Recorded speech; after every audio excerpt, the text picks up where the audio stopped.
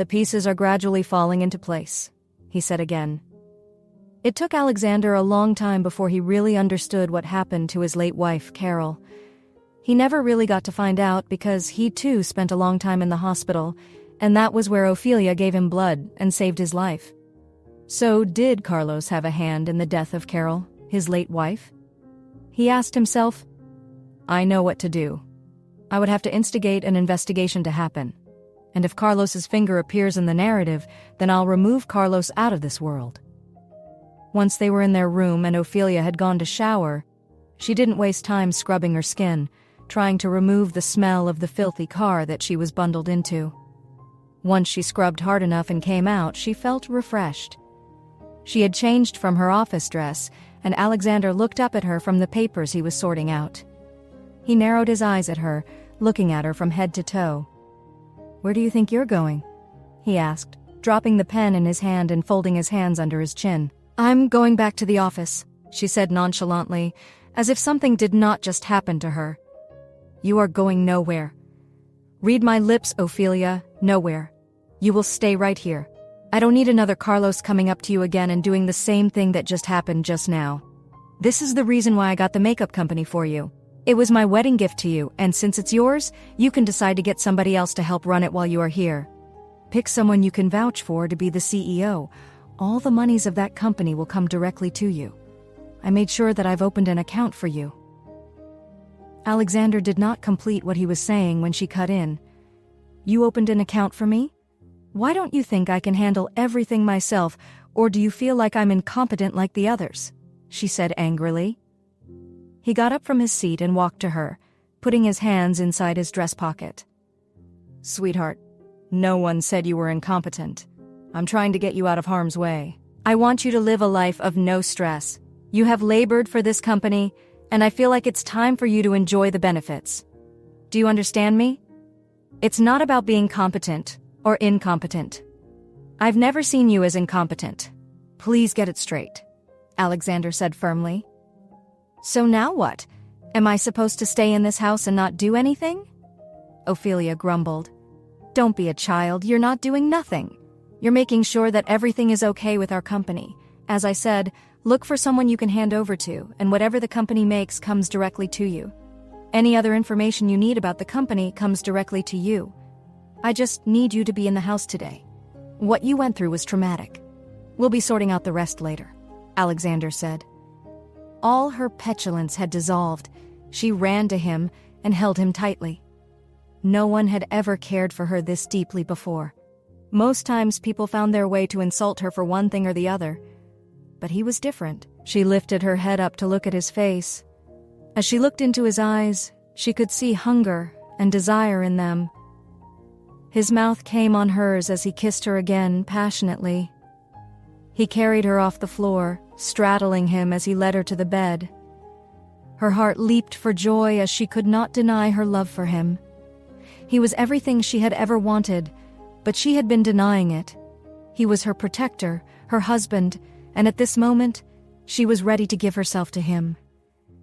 He broke off the kiss and got off her as they both breathed hard. Thank you, Alexander, for being there for me today. She paused, not knowing if this was the right time to say that. How could she all of a sudden want to say she loved him? Did she truly love him? This was something she had to take time and think about properly. Thank you for rescuing me, Alexander. I love you for this. That you valued my life above yours, she said hesitantly. But deep down she felt good saying, I love you to her husband. The words kept bubbling inside her. He looked at her with narrowed eyes. I have an idea, my sweet wife. Why don't we go to Tuscany? I know you liked it there. What do you say? He asked.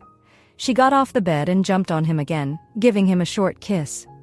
Yay, yes, I would love to go to Tuscany, Ophelia said excitedly.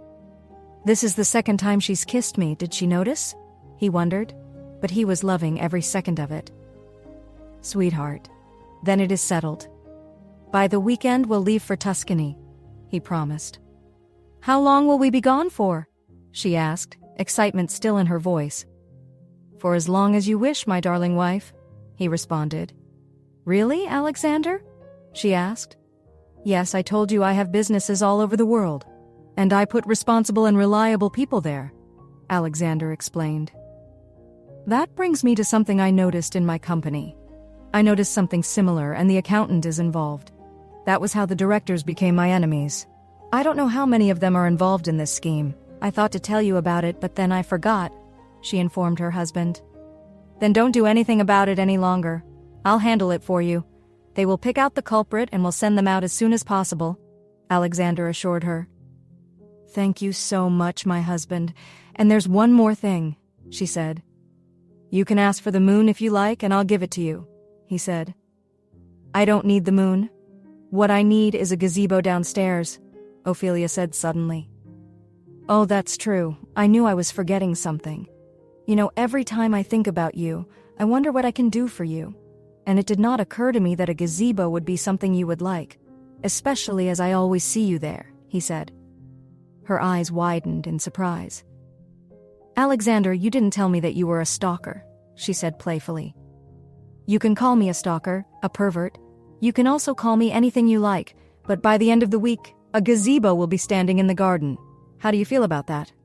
Alexander said. Thank you so much, she squealed in excitement as she jumped on him again, kissing him. At this time, he planned not to let her go. He deepened the kiss, letting her feel his whole form, and for the first time, she did not move out of his arms. She let him hold her. Alexander broke the kiss. He knew where it was leading, and he didn't want to go there just yet. He looked into her eyes. Forget what Carlos told you about me.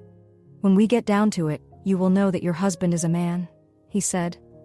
She gasped in response as she looked at him, more mesmerized than she ever was. Then he kissed her on the cheek. Let me get back to work because I have a job I was doing before Bully called me. Carlos did not even know that we set a trap for him, which was quite hilarious to watch, Alexander said with a smile of achievement. He held her tightly to himself. I'll be back sooner than you think. Please don't stay out late, okay? Please, my husband, she begged, not recognizing her own voice. It was like she was begging for something else other than what she was saying.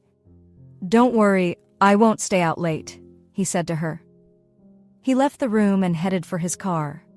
As Ophelia looked around while sitting on the bed, she thought about everything that had happened that day and how her husband saved her. My husband has several layers to him. Can you imagine? He was right when he said, where would he start from? There's so many things I don't know about him. I plan to find out more, she told herself. I think I should be honest with myself. I'm beginning to go crazy for that man, she said as the fire that Alexander had awakened in her was still burning very brightly. She couldn't wait for him to get back home. Is this how love felt? At that moment, she wished he did more than just kiss her. She wanted more of him. She wanted the full commitment. I need him to show me the sign that he's ready, and I'll go for it, she said to herself, giggling.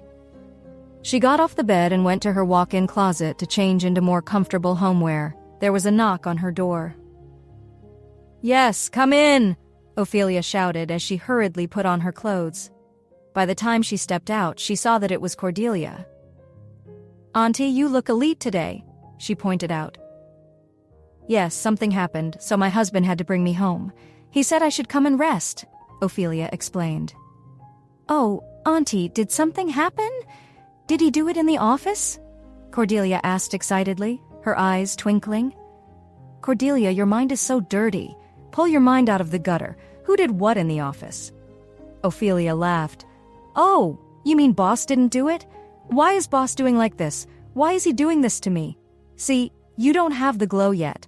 I want you to have that glow, Cordelia said, describing how she wanted her madam to look. Ophelia looked at her. You are so crazy, Cordelia, she laughed again. It was never a dull moment with Cordelia ever since they started talking with each other. So, Auntie, would you like to eat something? Cordelia asked, trying to be more serious than before. Oh yes, let's go to the kitchen together, Ophelia responded.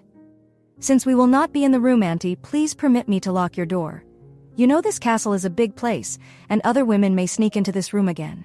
She may be planning something, and we don't know it, Cordelia explained. Of course, Cordelia, carry on. Lock it. Do whatever you need to protect me, Ophelia said.